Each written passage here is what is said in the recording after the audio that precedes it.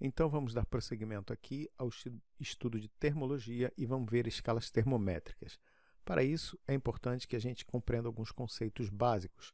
Depois vamos ver alguns tipos de escala, termômetros, alguns elementos de um termômetro, provavelmente o termômetro clínico, algumas transformações de escalas, escalas que são mais usadas e aplicações. Então, dando prosseguimento, ok. Primeiro, energia térmica. Temperatura, zero absoluto, equilíbrio térmico e calor. A energia térmica é a energia que está associada à energia cinética de vibração das moléculas. Para a gente entender melhor, aqui tem alguns exemplos de rede cristalina.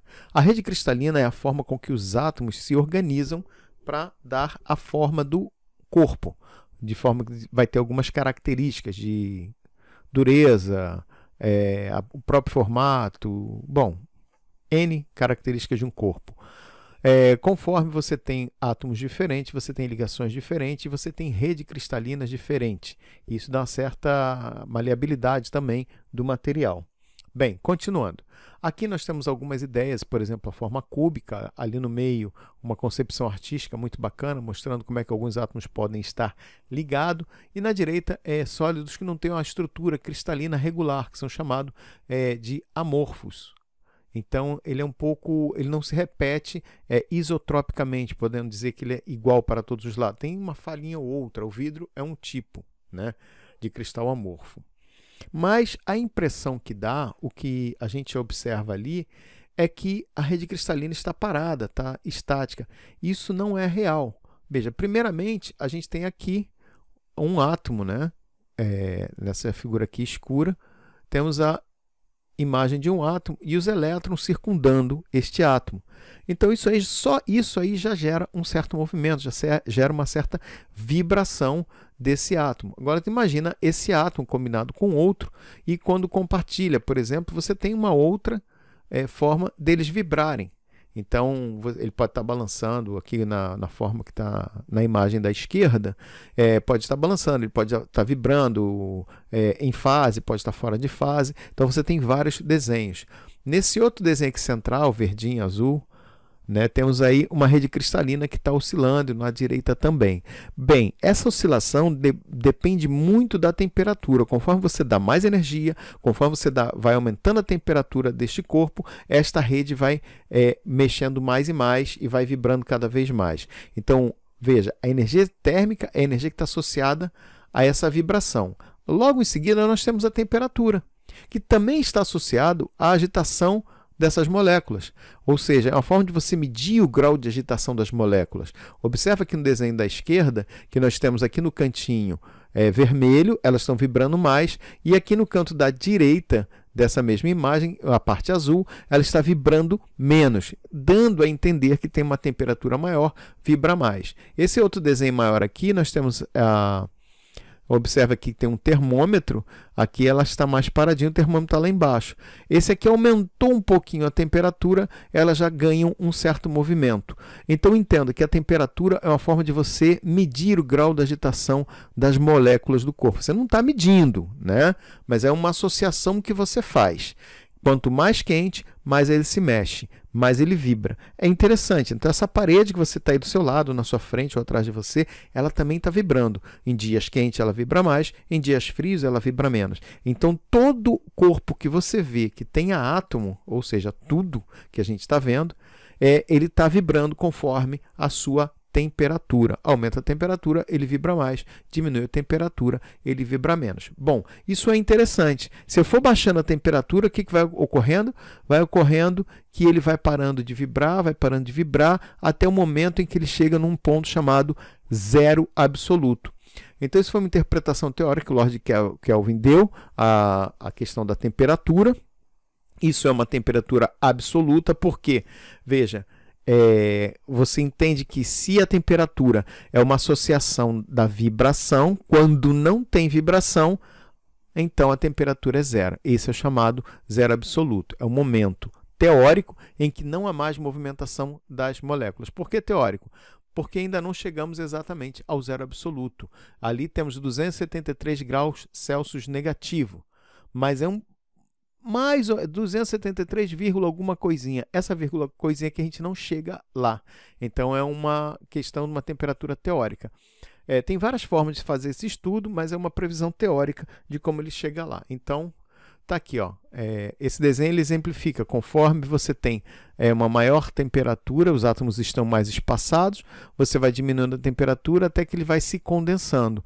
E a gente sabe que se o elétron parar de girar em torno do próton, ele vai ser atraído porque cargas opostas se atraem.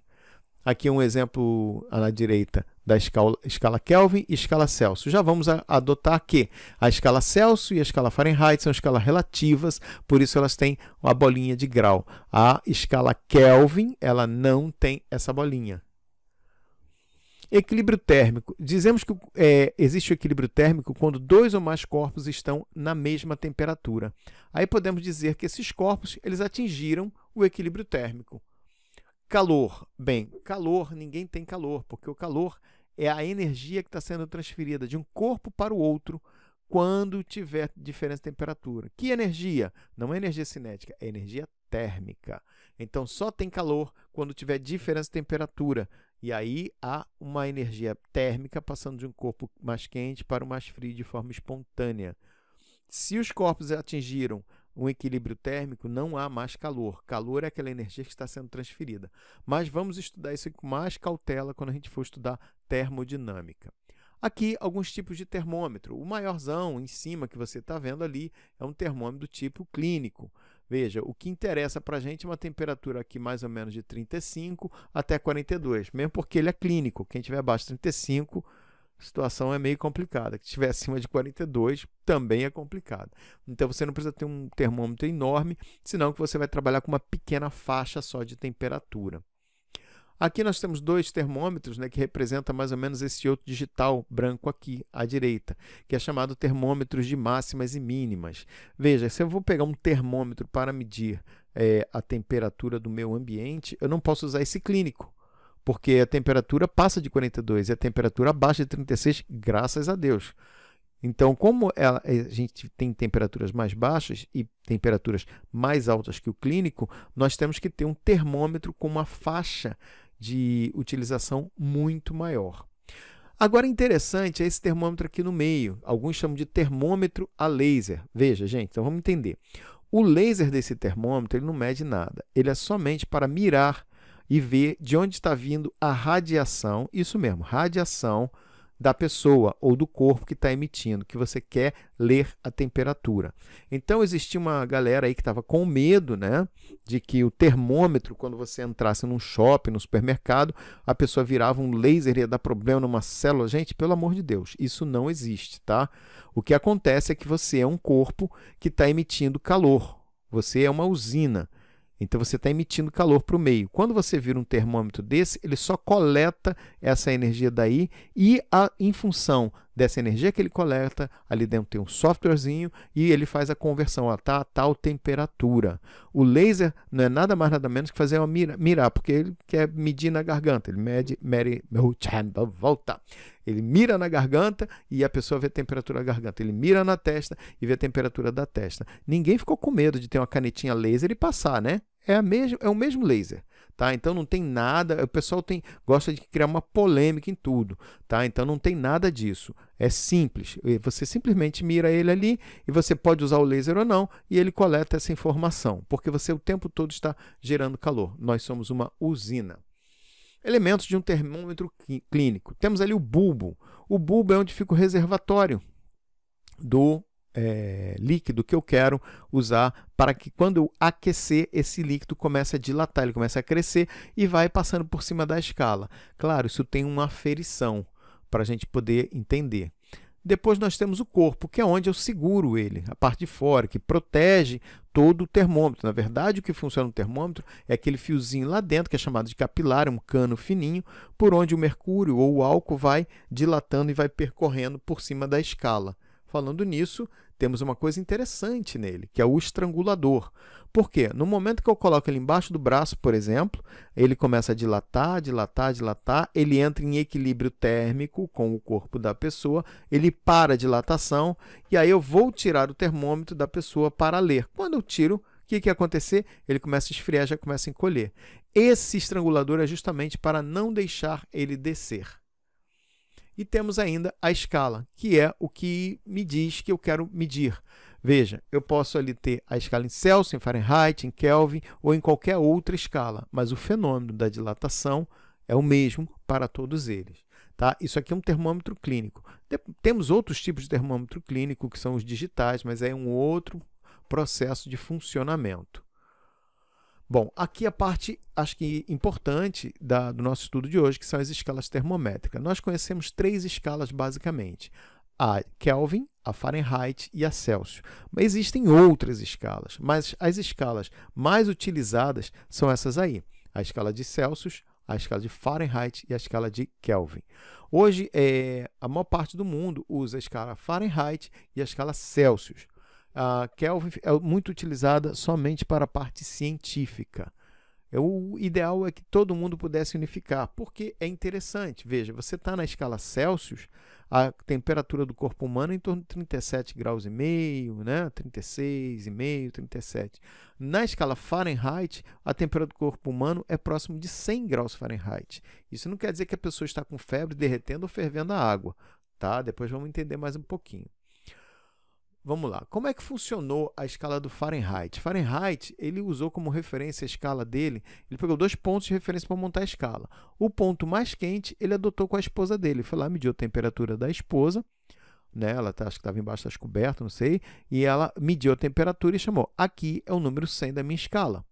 Depois, ele saiu do quarto, foi lá na rua, pegou o termômetro e colocou na neve. E ele falou, aqui é o ponto 0 da minha escala. Uma coisa assim um tanto quanto empírica, mas funcionou.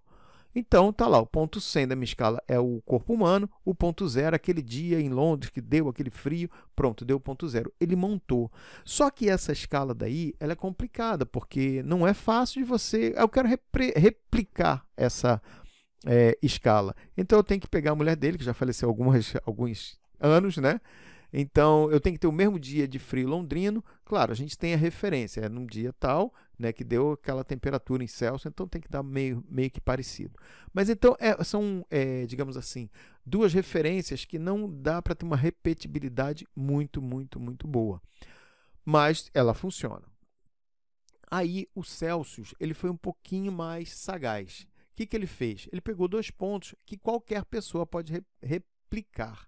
Primeiro, ele pegou o gelo com água, botou com gelo, misturou e parou ali. Ali ele marcou, é o meu ponto 0. Depois ele pegou a água, botou água para ferver e na hora que a água entrou em ebulição, ele falou, aqui é o meu ponto 100. Veja, a água congelando e a água fervendo, você pode replicá-la em qualquer lugar do mundo, salvo algumas questões de umidade, questões de altitude, pressão, tudo isso. Mas, de uma certa forma, qualquer pessoa pode fazer.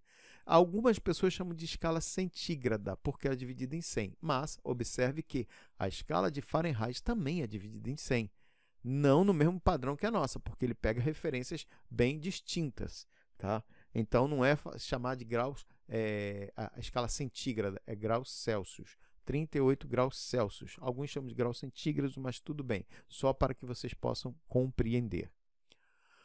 William Thomson ele foi além, olha. Então, se eu tenho um corpo vibrando e ele me dá uma temperatura tal, no momento em que eu vou recuando esta temperatura, ele vai parando a vibração. Até o momento em que, olha, aqui meu desenho eu botei, ele estava parado. Né? Eu consegui parar e aqui eu não parei. Mas suponha que o desenho de baixo esteja parado. No momento que ele parou de vibrar, é o momento da temperatura 0 na escala Kelvin.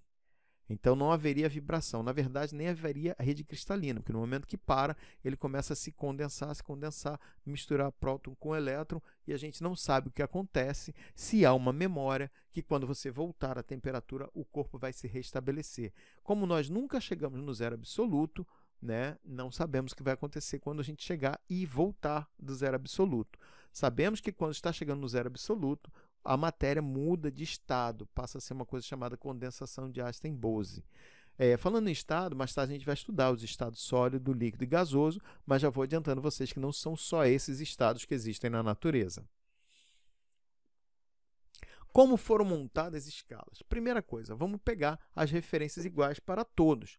A temperatura de fusão, e a temperatura de ebulição em todas as escalas. O Fahrenheit podia ter feito isso? Podia também ter feito isso. Só que olha só, a temperatura de fusão da água na escala Celsius é 0 graus Celsius. A temperatura de ebulição da água na temperatura Celsius é 100 graus Celsius. Mas a temperatura de fusão ou de solidificação da água na escala Fahrenheit é 32 graus Fahrenheit. E ebulição da água é 212 graus Fahrenheit. Veja que aí já há uma diferença entre essas duas escalas. A mesma coisa ocorre na temperatura de Kelvin, Lord Kelvin. 273 para a fusão da água e 373 para a ebulição. Bom, agora, o que acontece? Nós vamos pegar e fazer uma proporção aqui dentro dessas escalas. Vamos mostrar que este lado de TC para 0 está para 100, esse lado grande aqui, 100 para 0, assim como TF menos o 32 está para esse lado grande, e assim a gente vai repetindo. O que melhor representa essa equação aqui. Então, TC para 0, está aqui, ó. TC para 0 está para 100 para 0, ou seja...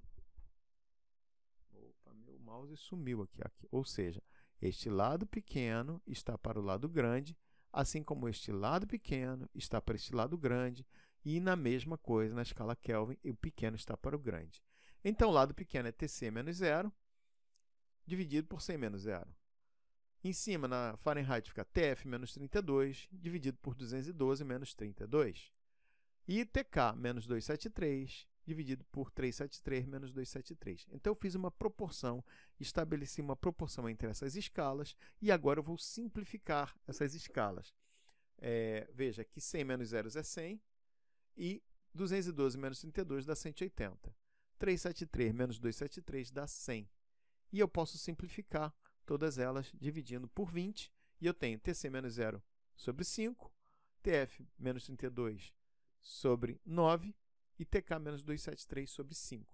Então, essa é a relação de transformação dessas escalas. É isso aí que rege essa transformação. Andando mais um pouquinho para frente, vamos lá. TC é a temperatura em graus Celsius que eu quero pegar como evidência. Vamos voltar aqui na imagem. Aqui nós temos a temperatura TC que eu estou falando. É a mesma situação que ocorre no TF e a mesma situação física que ocorre em TK. Porém, a escala que está aqui no fundo mede outra coisa, mas o fenômeno, a dilatação, é a mesma. Então, a temperatura em graus Celsius, a temperatura em Fahrenheit e a temperatura em Kelvin. Elas são o mesmo fenômeno. Eu só tenho que agora fazer a transposição das escalas. E ali está o meu algoritmo para fazer essa transposição. O algoritmo mesmo vem disso aqui. A temperatura X, que é o meu TC, ou TF ou TK, menos a temperatura de fusão, está lá em cima, no nosso caso, que usamos a escala Celsius, é 0, e a temperatura de fusão em Fahrenheit é 32. Dividido pela temperatura de ebulição, que no nosso caso é 100, que já foi simplificado, mas está ali, ó, 100, menos a temperatura de fusão, que no nosso caso é 0. Isso é interessante quando algum problema lhe pede para medir ou fazer uma escala de conversão de uma escala para outra, fazer um fator de conversão, fazer uma equação de conversão de uma escala para outra. Então, você utiliza essa regrinha que eu estou passando aí. Guardem isso. Equação de conversão de medida de temperatura, está lá, TC menos 5, TF menos 32 sobre 9 e TK, no caso, ele botou T grande. Ó, isso é importante, ver que o T grande, você não precisa escrever TK. T grande é a temperatura absoluta, que é a temperatura em Kelvin. Essa equação já estava lá anteriormente. Então, é simples. Basicamente, é isso que se usa em conversão de escala. Somente isso. Tá? Tem outras escalas, Réaumur, que eu me lembro assim, de nome, só a Réaumur, mas tem muitas outras escalas também que já foram utilizadas. Porém, hoje em dia se fala em Celsius, Fahrenheit e Kelvin. Quem vai em países de língua inglesa, eles usam muito a temperatura em Fahrenheit. E muitas vezes no jornal você vai ver, por exemplo, na Europa mesmo, eles usam o tempo todo, mostra o jornal e mostra lá, ó, vai fazer tantos graus, mas tem as duas temperaturas, tanto em Fahrenheit quanto em Celsius. Nos Estados Unidos também e assim sucessivamente.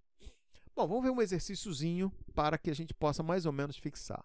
Determine a temperatura indicada na escala Celsius quando o termômetro graduado em Fahrenheit indicar 100 graus Fahrenheit. Então, eu tenho ali a equação de conversão. Eu estou falando em Celsius e Fahrenheit, então eu vou usar só esses dois termos aqui.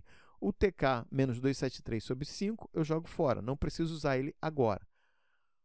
Então, temos lá, ó, TF é 100 graus Fahrenheit, já substitui ali, ficamos TC menos 0 sobre 5, igual a 100 menos 32 sobre 9.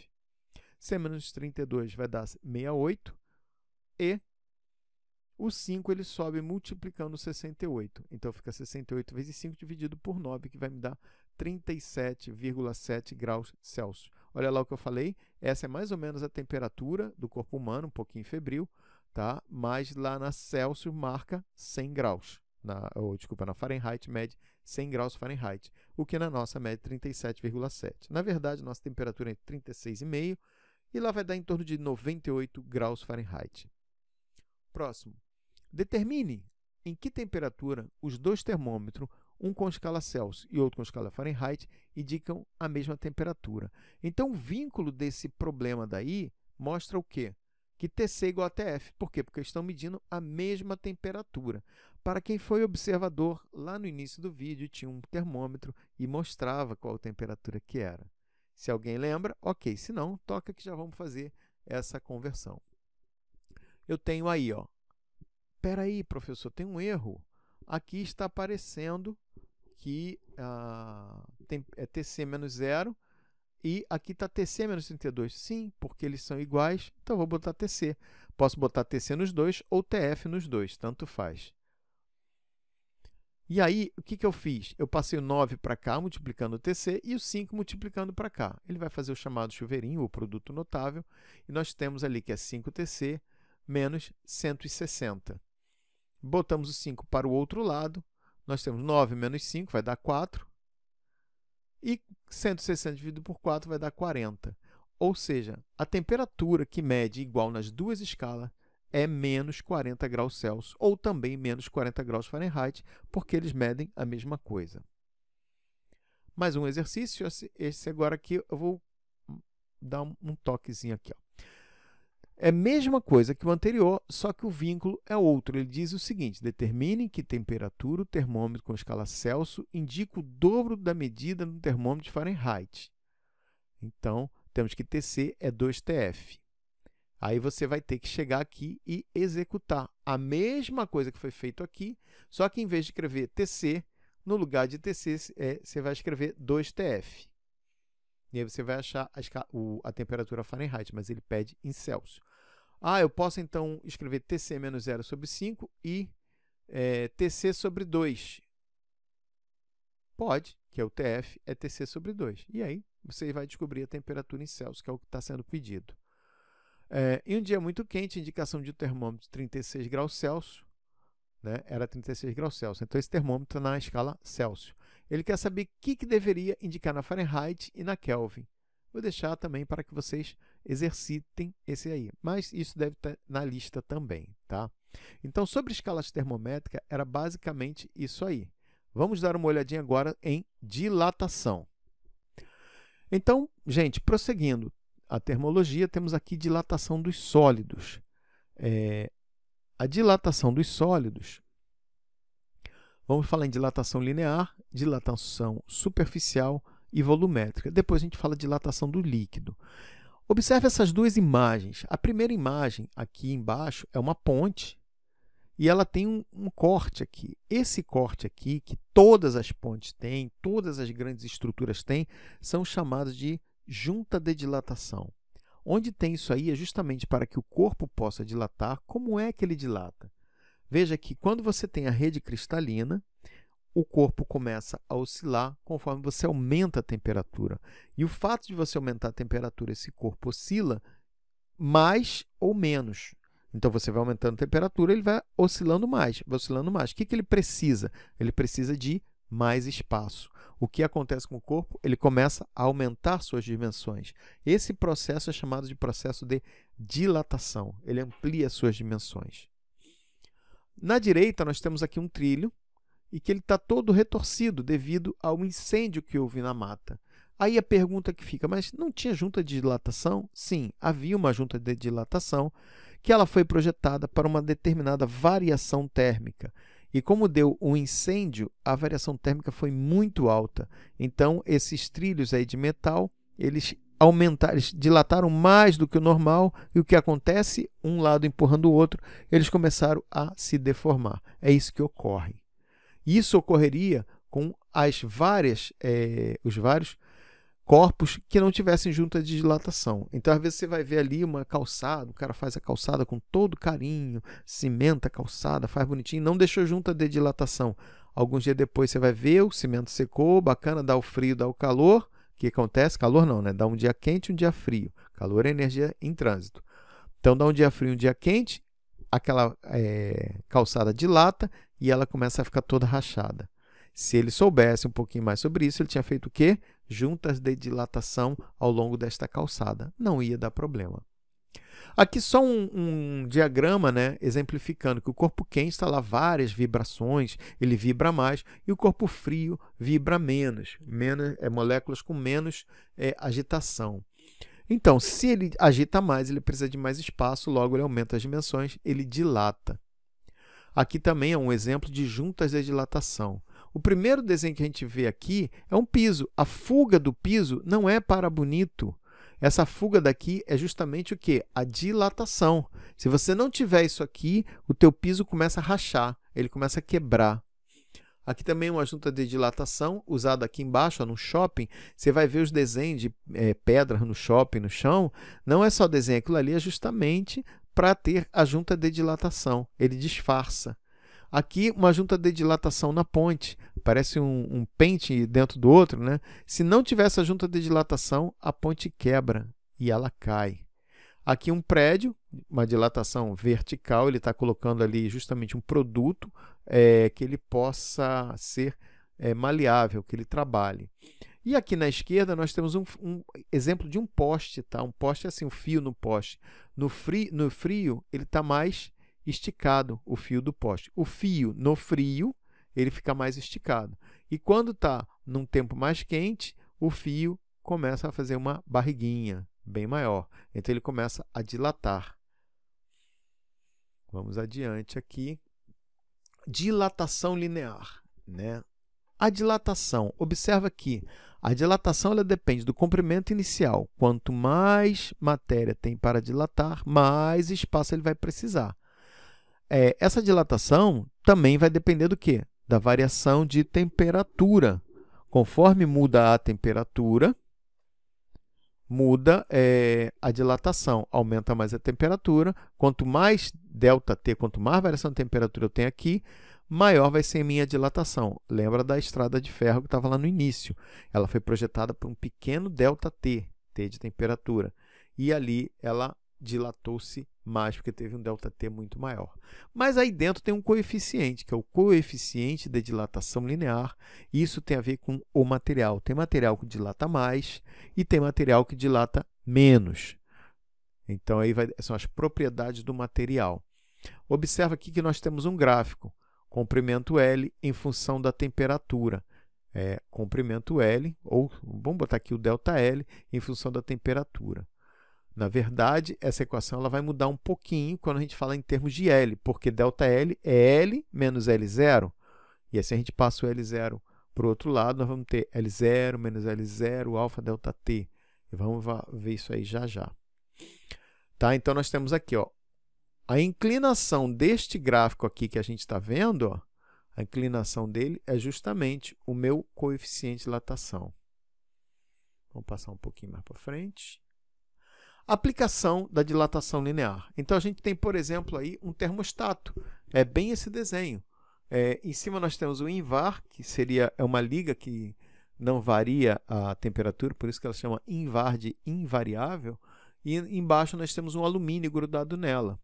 Mesmo a gente podia fazer alumínio e cobre, dilatam-se diferentemente.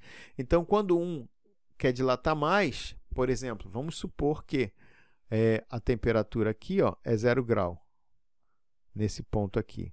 E quando a temperatura aumenta, né, desculpa, ela começa a ficar menor que 0 grau, ela começa a reduzir, o alumínio, o de cima é invariável, é o invar. O alumínio começa a contrair, contrair, contrair, ela começa a virar para baixo. E quando a temperatura começa a ficar acima de 0 grau, porque em 0 grau ela está horizontal, o alumínio dilata mais, ela vira para cima. Ela começa a subir. Então, diminui a temperatura, ele desce, aumenta a temperatura, ele sobe. Isso, então, serve como um sensor de temperatura. No fundo, os termostatos não são bem assim, essa lâmina bimetálica não é assim, ela é uma forma helicoidal, né? Ela é uma forma espiral, e aí você consegue ter um tamanho maior, porque eu preciso de um ΔL maior para poder ter uma dilatação maior.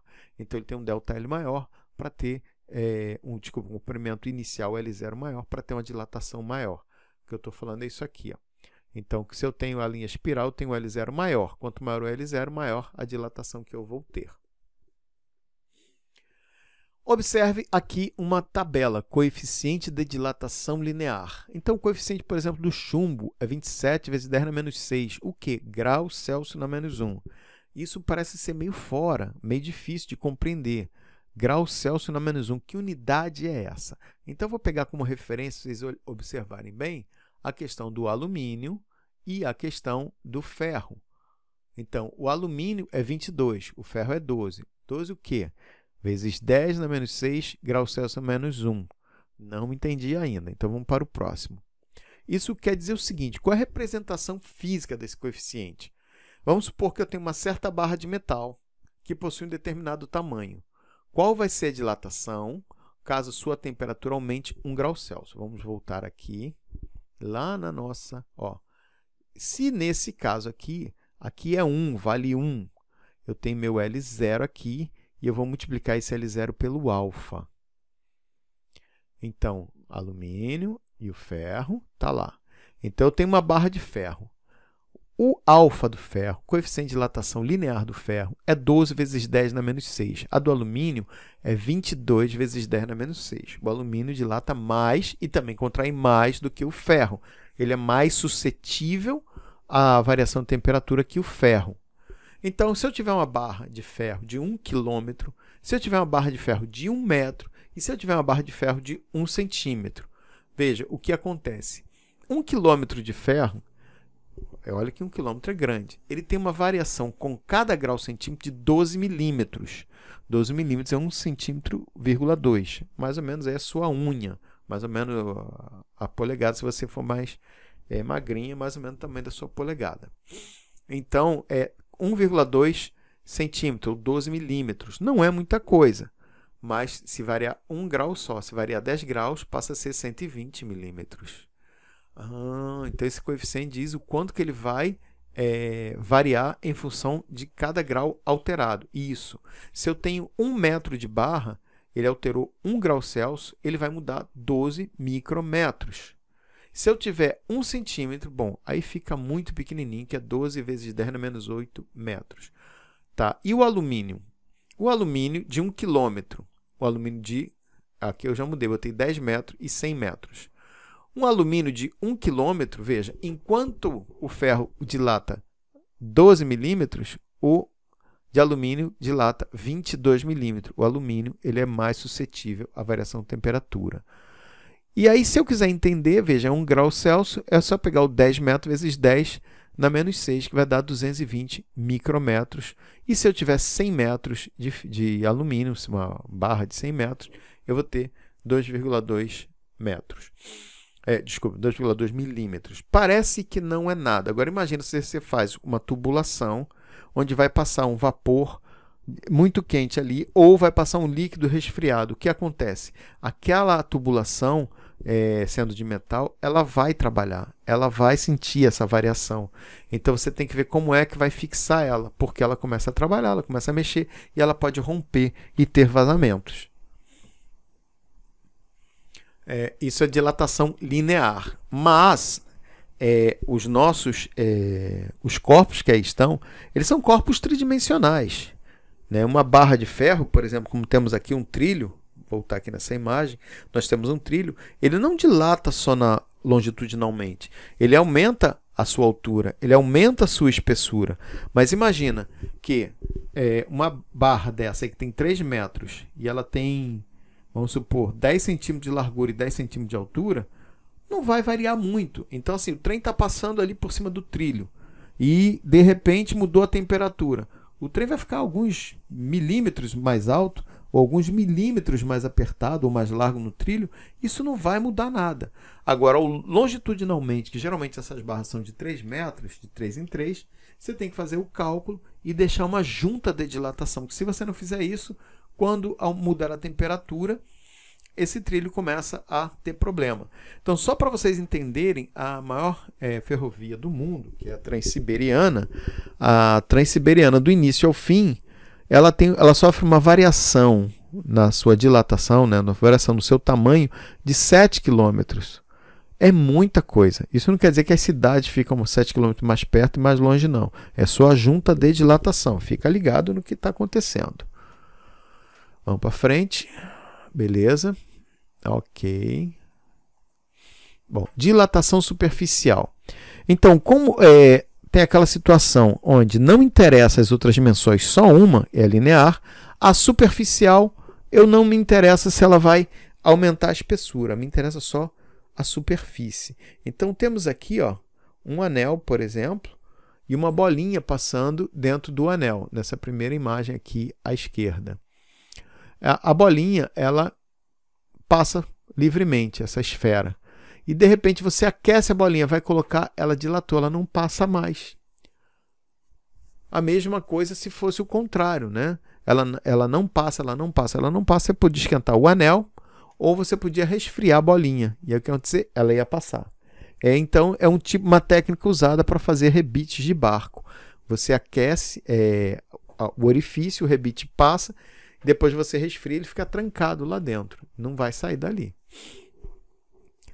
Um outro exemplo aqui é um bico de Bunsen aquecendo essa chapa. E essa chapa tem um furo. Esse furo vai dilatar como se fosse a própria chapa. Então, quando você tem um objeto que está sendo aquecido, as dimensões aumentam. Esse furo que estiver dentro desse objeto, ele também aumenta. Tá? Ele aumenta os dois lados. Para quem quiser saber como é que é a equação, ali está a equação já simplificada. ΔS igual a S0, beta ΔT. Opa, agora entraram coisas diferentes. ΔS é dilatação superficial, lado vezes lado. Ali o ΔS é um lado vezes o outro. S0 é a superfície inicial, S é a superfície final. Beta é o coeficiente de dilatação superficial, que ele é 2 vezes o alfa. E ΔT é a variação de temperatura. Observando lá as equações, temos que ΔS igual a S0 mais vezes beta ΔT.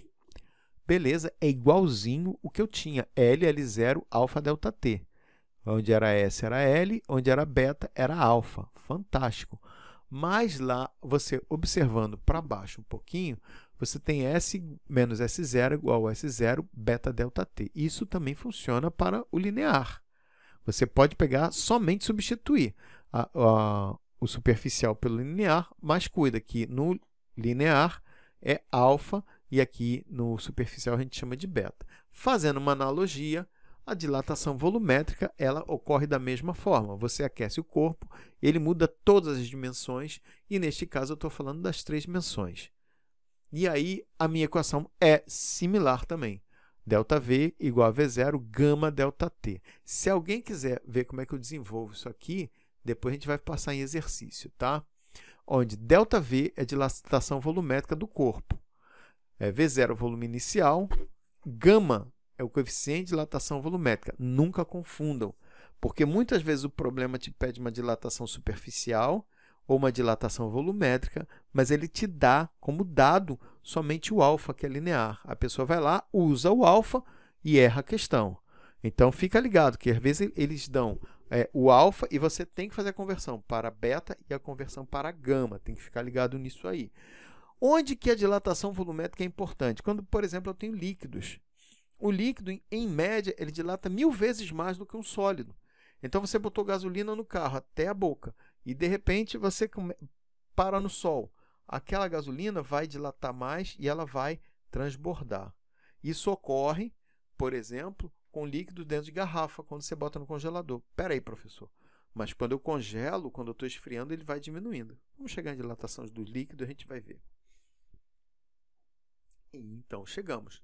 Dilatação dos líquidos. A dilatação dos líquidos, ela tem três coisas interessantes. Primeiro, a dilatação aparente, a do recipiente é real. Então, temos aqui a dilatação aparente. É o quê? Você tem um líquido no topo aqui, na boquinha do negócio, e eu começo a aquecer e ele derrama isso aqui. Então, esse volume transbordado, nós geralmente chamamos de dilatação, mas ela não é a dilatação. Ela é conhecida como dilatação aparente, porque ela não é a dilatação total, é só o que transbordou. Para ficar mais claro, observa esse desenho. Nós temos aqui um recipiente com volume inicial, V0, e numa temperatura inicial. E aí eu aqueço, ele vai para um volume maior, numa temperatura maior final. É óbvio que, como eu disse, o líquido, em média, dilata 1000 vezes do que o sólido, vai sair um pouquinho de água ou de líquido para cá. Observa que aqui está bem exagerado, o recipiente tem um tamanho, aqui tem outro. Isso é só para evidenciar que o recipiente também se dilata. Por isso que o que transborda não é a dilatação real do líquido, é uma dilatação aparente.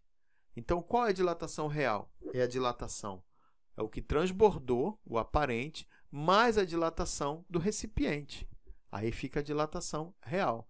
Então, dependendo do recipiente que eu tenho, eu vou ter uma aparente maior ou menor. A dilatação do líquido é a dilatação do recipiente, mais a dilatação aparente. E a dilatação aparente, por sua vez, é do líquido menos a do recipiente. Então, ali a gente consegue saber o quanto que ele vai transbordar. Como temos ali, a variação do volume do líquido é igual ao volume inicial, gama do líquido, ΔT, e a mesma coisa para o recipiente. Então, nós substituindo isso aqui, essas duas equações, na equação anterior, ali em cima, nós temos que o gama aparente é igual gama do líquido menos gama do recipiente. Isso era muito cobrado em vestibulares, pediam muito. Ultimamente não tem pedido muito essas coisas aí não, nem no Enem. Mas você só tem que saber o conceito, né, de que existe a dilatação do líquido, existe a dilatação aparente, existe a dilatação do recipiente, a real. E saber também que os líquidos dilatam muito mais do que os corpos sólidos. Mas aí, como tudo, conforme eu vou esfriando, vai diminuindo, vai esfriando, vai diminuindo, a água ela muda. Você vai resfriando a água, um determinado volume de água, ela vai diminuindo até chegar em 4 graus. Então, você está com a temperatura da água em 10 graus, ele tem um volume. Em 8 graus tem um volume menor. Em 6 graus tem um volume menor. Em 4 graus ela tem um volume menor. Mas quando você baixa de 4, a água ela faz um serviço ao inverso. Em vez dela contrair de 4 até 0, ela começa a expandir. É interessante, isso é conhecido como dilatação anômala da água, ou dilatação irregular da água. Isso é bom porque, em função disso, você vê a água congelada em cima, que está abaixo de 0 grau, mas abaixo desse gelo você tem água, porque é uma água que está entre 0 e 4 graus. É uma água mais densa. Então, a densidade maior da água é em 4 graus. Essa temperatura aqui em corte do lago dá para ver bem. Ó. Vamos supor, aqui em cima está menos 5 e aqui tem um gradiente, né, de 0 até 4 graus conforme você vai entrando neste lago. Isso é o que mantém a fauna, né, e a flora embaixo d'água. Quando você tem um lago que congela, os peixes não morrem, as plantinhas que estão lá embaixo não morrem, porque justamente lá continua a água, não vira gelo. Tem que cuidar que o gelo quebra, onde ele está muito fino. Então, quando a temperatura está relativamente próxima de 0, a crosta, a película de gelo é pequena. Conforme você vai baixando mais a temperatura, essa película vai aumentando. Aí você pode caminhar, andar, até correr. Veja, tem até estradas que passam que vai para o Alasca, que passam praticamente em cima do gelo. E na época de verão não tem mais estrada, ela some. Agora, vale a pena a gente fazer alguns exercícios. Vamos passar para as listas, tá? Obrigado até agora. Depois vamos voltar com outra parte de termologia.